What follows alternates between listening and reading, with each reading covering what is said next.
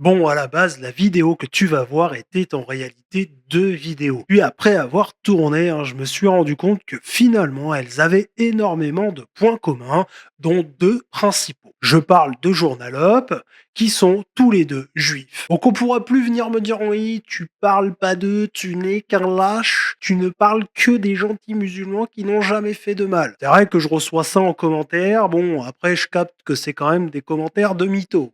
Bon, ils sont aussi au service d'un système qui actuellement cherche à labelliser, peut-être avec des petits numéros sur les poignets, on sait pas, des nervis qui distribueront la bonne parole. Et bon, ce dernier point, je l'ai pas mis en point commun primordial parce que j'avais envie de faire une vanne antisémite pour changer un peu.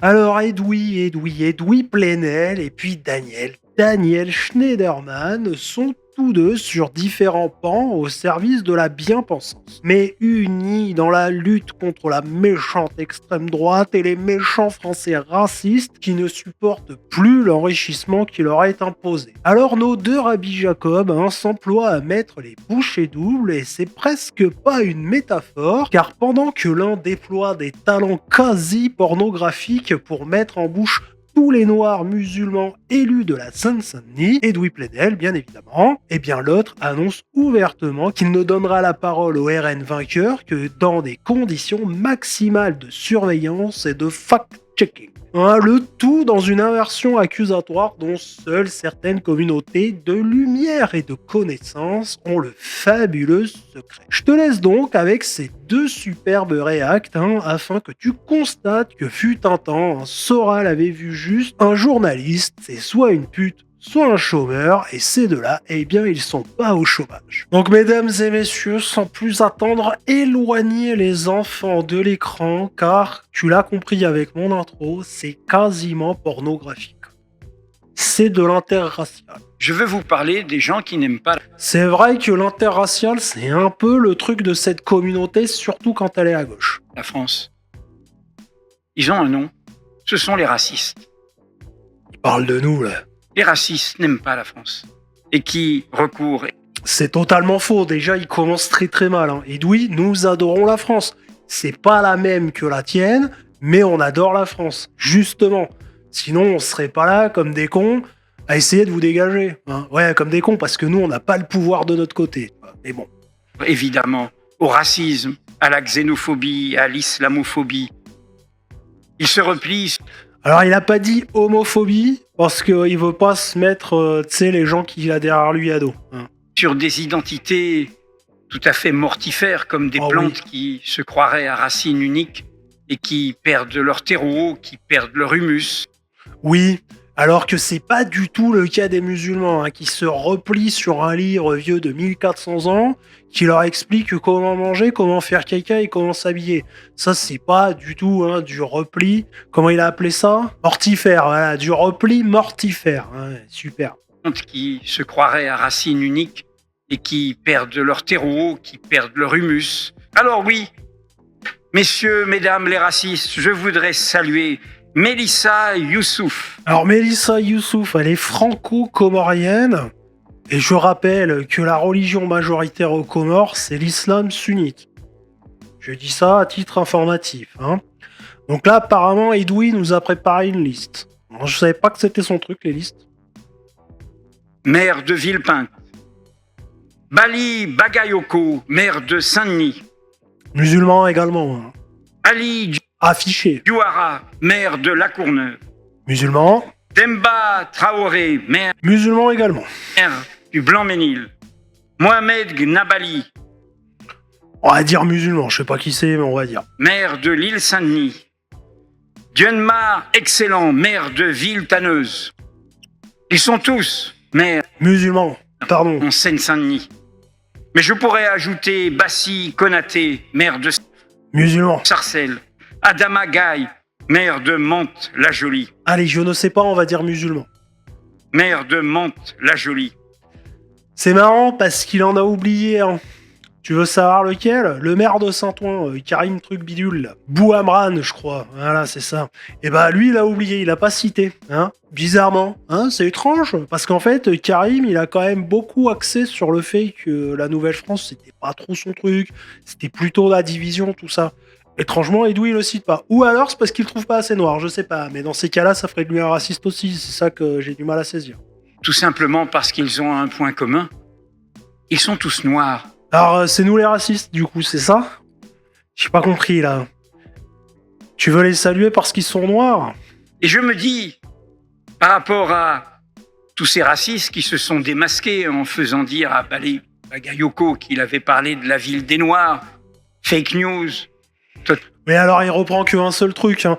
Ce qui est marrant avec les gauchistes, c'est qu'ils pensent toujours que c'est juste une histoire de couleur de peau. T'as remarqué ou pas? C'est jamais une histoire de comportement, hein. Ça ils l'évoquent pas. Parce que s'ils vont sur ce terrain-là, et malheureusement ils vont se prendre les pieds dans le tapis volant, tu vois. Hein, s'ils disent oui, ils évoquent le comportement, les accointances, hein, avec les dealers notamment, le fait que Bali nous promette aussi hein, la révolution, le chaos si jamais le RN passe. Tout ça il va pas l'évoquer à mon avis, tu vois. Non, lui... Il se rappelle juste du fait qu'on a dit que Bali était noir, parce qu'il est noir. Mais c'est pas du tout pour ça qu'on s'en prend entre guillemets à eux. Hein. C'est beaucoup plus par rapport à leur religion, je pense, en plus de ça, tu vois, que pour leur couleur. Mais les gauchistes sont obsédés par la couleur de peau des autres, c'est bien connu. Total mensonge, manipulation, reprise en boucle. Et alors, aurait-on pu dire, mais il parlait de la ville des rois morts et du peuple vivant qu'il représente. Oui, donc il parlait bien des Noirs. Et je voudrais les saluer en me disant qu'ils pourraient, après tout, faire un bras d'honneur et fêter toutes leurs élections en faisant... Un méchoui géant, Allah. Un congrès, un banquet. Oui, non, tu vois, je t'avais dit, bon, il dit banquet pour faire plus gaulois, mais on... Des mers noires de France. Ah non, mais... Faut savoir, soit il faut pas dire qu'ils sont noirs, soit il faut le dire. Je comprends pas. Quand Bali il dit c'est la ville des noirs, c'est une fake news, mais il faudrait qu'il fasse des repas des mères noires. T'imagines le truc? Le mec il propose qu'il fasse des repas de mères noires. Non mais... Au secours, quoi. C'est quoi ces gens? Et pourquoi pas? Oui, bah pourquoi pas, c'est sûr. Hein. Bah nous on va faire le canon français. Hein? Et pourquoi pas? Alors, ça te pose un problème le canon français? Putain d'hypocrite, quoi. C'est toujours la même histoire. Regarde, Edoui, ce que pensent les Noirs de la France. La France, elle est rentrée dans un délire de gauchiste. Et tu vois, être gauchiste, c'est être malade mental, en réalité. Sartelle, Saint-Denis. Il n'y avait pas tous ces vendeurs à la sauvette qui vendaient des cigarettes. Même l'immigration, tu vois, c'était pas comme ça. Tu sais, là, il y a trop de blédards. Imagine-toi que demain, tu rentres dans un quartier de Yaoundé, il n'y a plus de Camerounais, mais il y a que des Congolais. Tu vois un peu? Ça choque. Est-ce que tu dis là comme... Et donc là, t'as vu, le mec, il prend bien l'exemple de les Yaoundé et les Congolais, tu vois. Donc c'est Cameroun-Congo. C'est des Noirs, tous, tu vois. Et ben, ils font quand même une différence, tu sais, entre les pays. C'est fou, ça, non? Comme ça, là. Tu sais qu'il y a des gens comme toi qui te ressemblent, comme moi qui me ressemblent. Ils vont dire, ouais, mais t'es raciste ou je sais pas quoi. Non, moi, personne peut dire, moi, j'ai grandi à Gare-Charcel, je suis un Congolais, fier d'être Congolais. En fait, je me connais plus chez moi, en fait. C'est un business, la misère. Mais tous ces coins-là, Sarcelles, Saint-Denis, c'est tenu par la gauche. Mais ces gens-là, si... Par des Noirs, hein, maintenant. C'est tenu par des Noirs, comme l'a bien souligné notre ami Edoui Plenel, qui adore les Noirs. Ils n'enchaînent pas la misère, ils sont plus jamais élus. Ouais, ça, après, c'est sûr. Hein. Et puis, Edoui Plenel, il sera obligé de bien faire son travail. Non, mais là, ça, c'est pas possible, hein, monsieur. Qu'est-ce que vous voulez? On peut pas devenir excellent quand on est médiocre comme ça. Donc, demain, s'il y a plus de noirs dans la misère, ces gens-là, ils n'auront plus de travail. C'est ça qui les terrifie, en fait, avec le discours de la droite qui monte. Hein, c'est tout, hein. Alors c'est une séquence qui date un tout petit peu, hein, mais je n'avais pas fait de vidéo au moment où elle était sortie, donc peut-être tu l'as déjà vue, peut-être pas. En tout cas, pour les retardataires comme moi, on va se la regarder ensemble. Je pense qu'il est légitime de se dire qu'on ne traitera pas le Rassemblement national comme un parti comme les autres. Voilà. Et que Le mec de France Culture, dit non, on n'est pas ce sourire, s'il te plaît. Et monsieur Schneiderman, excusez-moi, mais qu'est-ce qui est légitime de traiter un parti différemment des autres? Je le redis, hein, le Rassemblement National est un parti totalement républicain. Puis alors, Marine a fait des gros efforts pour pas être ostracisée. Donc, ça serait bien d'arrêter ce genre de conneries, d'accord? Et puis, de toute façon, le Front National, enfin le Rassemblement National, ne viendra pas chez toi, Daniel. Hein. Tu n'auras plus de subventions, d'ailleurs. D'ailleurs, on te retirera ta carte de presse. Voilà, mais c'est bon. Par exemple, et que par exemple, on se sentira pas obligé d'inviter des représentants du Rassemblement National en direct, sans pouvoir, comme je le disais tout à l'heure, exercer un contrôle factuel sur ce qu'ils disent. Daniel, Non, mais c'est énorme. C'est énorme, quoi. Non, mais attendez, pas de direct pour vous, parce qu'on sait jamais. Hein, peut-être on n'aura pas l'occasion d'en vous empêcher de dire la vérité, donc faut qu'on puisse couper au montage. Est-ce que vous comprenez? C'est normal. Oui, mais Mélenchon est passé en direct. Ah ouais, mais ça c'est normal, c'est parce que Mélenchon ne dit que la vérité. Et vous, comment vous le savez? C'est comme ça, on le sait, monsieur. C'est comme ça. Arrêtez de poser des questions, sinon j'appelle la police. Hein? Ils vont vous mettre au cachot, commencez pas. me fait rire quand il dit que alors bon, les gens du Rassemblement National, on va les faire en différé pour pouvoir vérifier ce qu'ils disent. Ah bon, parce que les autres disent la vérité alors. Les partis qui comptent. Ouais, non, mais voilà, mais merci Tadei, parce que bon, seul vrai journaliste du PAF, hein. Enfin, récent, quoi. J'imagine qu'il y en a eu d'autres par le passé, mais récemment, à part Tadei, j'en connais pas trop, quoi. Pour aujourd'hui, ont plus ou moins tous participé au pouvoir. Ils ont parmi les institutions en question. Ils ont parmi enfin, je veux dire. Et voilà, et comme ils ont été dans les institutions, on peut leur faire confiance. Hein, vu la gueule de la France aujourd'hui, je vois pas pourquoi on douterait de leurs paroles. Non, mais c'est vrai. Et Daniel est d'une intelligence rare, hein, je trouve. Ils ont pu remettre quelques libertés en danger marginalement, mais... Ah oui, enfin, toutes les libertés. Marginalement, ouais, Macron, c'est tout à fait marginal, hein, les libertés qu'il a remis en question. Putain, mais c'est quoi ce clown? N'ont pas été réduites considérablement au cours des 15 dernières années? Non. Ah bon? Non. Enfin, voilà, encore un sujet sur le... Je me dis peut-être qu'il était dans le coma, c'est pour ça. Oui, ça pourrait être un sujet de débat, oui. Je sais que Frédéric est très habitué à tout relativiser et qu'il adore ça. Personnellement... Donc je tiens à rappeler quand même que le projet d'ingérence intérieure de censurer les informations va donner à Daniel Schneiderman la labellisation du journaliste en qui on a confiance. Faut quand même garder ça en tête. Je pense que si un mouvement comme le Rassemblement National arrive au pouvoir, je dis pas que ce sera immédiatement le fascisme ou le nazisme en France, mais Pas de suite. C'est pour ça qu'il faut devenir fasciste avant eux. Hein. Faut vite les empêcher de parler. Voilà, ce sera le mieux pour pas qu'ils deviennent trop autoritaires. C'est complètement con. Non mais là, je comprends pas du tout la logique. Je pense que ça peut déclencher une dynamique dans la police, dans l'armée, dans les institutions, dans la justice. Dans le journalisme, c'est quoi cet attardé? Qui effectivement peut amener à un changement de régime. Je veux dire, ça s'est vu à d'autres époques. Personnellement, je pense que c'est un risque et qu'il faut... Et l'autre qui acquiesce, mais toi t'es viré aussi, parce que France Culture ça a changé aussi quand le RN va passer. Je sais, tu vas me dire ça va pas changer, mais laisse-moi dans mon idéalisme. Prendre en compte, oui. Mais quelle est la responsabilité des journalistes alors dans ce cadre-là? Non, mais comme je vous le disais... Vous laissez entendre qu'il y en a une. Oui. Mais quand vous dites qu'il faudrait les traiter différemment, ça emporte beaucoup ce que vous dites là. Quelle est votre obligation légale? Votre obligation légale, c'est de donner... Tu vois, ça me fait penser quand même que le Rassemblement National n'arrive vraiment pas à sa dédiabolisation totale. Ils ont beau faire des courbettes et tout, ils y arrivent pas. Autant laisser tomber, je veux dire, au bout d'un moment... Bon, et puis quand t'arrives au pouvoir, tu sucres les subventions des mecs qui cassent les couilles, et puis c'est tout. Donner la parole. Du point de vue de l'ARCOM, on a Oui, une obligation légale, voilà. effectivement. Qu'est-ce que l'ARCOM vous impose? Attention, je veux pas dire qu'il faut empêcher l'opposition de parler, loin de là. Mais un journaliste qui bosse dans un service public, il a une obligation de neutralité, comme tous les agents du service public, tu vois. Donc, il n'a pas à t'empêcher, tu vois, de faire un live. C'est tout.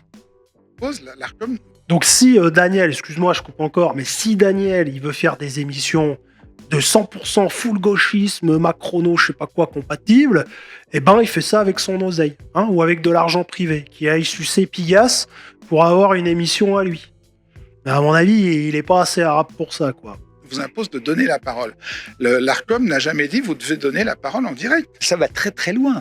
Et à la fin, vous ne parlez plus qu'avec des gens conformes. Bah oui, bon, c'est ça le but de toute façon.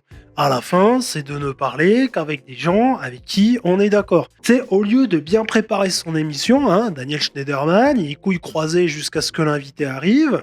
Il se dit pas, tiens, aujourd'hui, je reçois un cadre du RN ou je reçois Jordan Bardella, et donc, il est opposé à mes convictions, je vais essayer de lui rentrer un peu dedans. Bon, on pourrait y voir un manque d'impartialité, mais allez, admettons que ça soit un peu accepté, on est fair play, on est bon jeu, on dit d'accord. Hein. Et puis, bon, quelque part, bousculer un homme politique à la télé, en tant que présentateur télé, c'est un peu ton job aussi, tu vois. Après, si tu fais ça qu'avec les mecs de droite, bon, t'es un peu une pute. Mais tu prépares ton émission, tu bosses. Tu restes pas les doigts de pied en éventail. Hein, en fait, Daniel Schneiderman, lui, ce qu'il veut faire, c'est faire en différé pour qu'après, ce soit les autres qui taffent pour vérifier ce que les mecs ils disent. Tu sais, parce qu'en fait, bah, il est con comme une porte, le mec, tu vois. Donc, je sais même pas si c'est une expression qui existe, mais j'aime bien. Donc, voilà, comme il est teubé, et ben, du coup, le gars, il préfère faire ça en différé, faire taffer les autres. Ouais, non, mais ils sont formidables, hein, ces gens. Et comme je le disais, bon, bah, il y a Tadi, hein, mais Tadi, il s'est fait têche d'un coup de pied au cul. Alors, je sais plus, il était sur quelle chaîne, France 2, je crois, le soir tard. Bon, je me rappelle pas.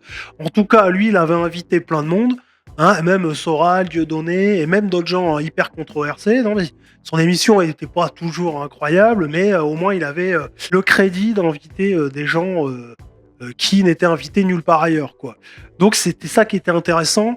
Et on lui a pas laissé la possibilité de continuer. Ou alors c'est lui qui s'est barré, j'en sais rien, mais en tout cas, ça n'a pas continué, même une fois qu'il s'est barré. Hein. Ils en ont profité pour sortir l'émission du programme du PAF. Dis pas Daniel Schneiderman, il va faire la loi, j'ai envie de dire, si le RN passe. Encore heureux, hein. Daniel Schneiderman, il va aller pointer à France Travail et puis il va arrêter de nous les briser. Bon bref, la démocratie et la pluralité d'opinion s'arrêtent quand des gens de gauche ne peuvent pas monopoliser l'espace et la parole, en fait. Peu importe les conneries qu'ils peuvent dire, l'important c'est d'être de gauche. Tu peux être de droite, homosexuel et socialiste, et bien t'es quand même un nazi. Mais je pense que la gauche, cette gauche-là en tout cas, pourrait éventuellement se reconvertir en religion après son échec aux élections. Elle a vraiment toutes ses chances de réussite dans ce domaine, vu le niveau d'endoctrinement de ses membres. Et puis je dirais qu'en tant qu'officiels de la communauté des intouchables, ils ont également toutes leurs chances dans ce genre d'entreprise. Ça serait pas la première fois dans l'histoire non plus. Souhaitons-leur bonne route pour leur nouvelle vie afin qu'ils ne ratent pas le train. Enfin le train, c'est une expression, tu m'as compris. N'hésite pas à me dire ce que t'en penses en commentaire. Like, abonne-toi, fais un don sur Tipeee ou rejoins les membres payants de la chaîne pour me soutenir et soutenir le nettoyage de la cave au grenier en ce qui concerne les subventions de la presse. Et je te dis à demain, 9h45 pour une nouvelle vidéo. Des fois tu marches dans la rue, Momo débarque, te taxe une clope. Je l'envoie se faire foutre poliment. Il insiste, il me dit t'es mon pote. Je dis non, mes potes sont pas comme toi.